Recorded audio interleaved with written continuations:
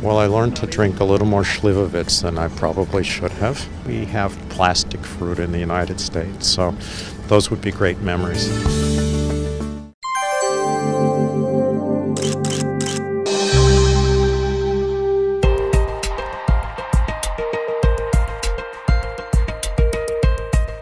Ambasador Amerike Majkl Kirbi uručio je donaciju Ministarstva odbrane Sjedinjenih država Crvenom krstu Srbije.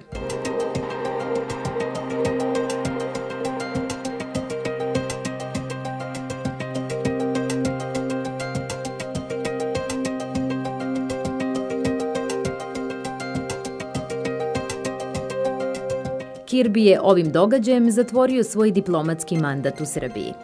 Odavde će, kaže, poneti lepe uspomene, a usvojio je i neke naše navike. Well, I learned to drink a little more Slivovitz than I probably should have. That's one. I've tried to learn a little of your language. Maybe I've learned to relax a little when I eat dinner and spend a little more time talking. Actually, I have to say I like Ivar, and there would be two things that I would like. Your tomatoes really are paradise. And frankly, your raspberries are wonderful. We have plastic fruit in the United States, so those would be great memories.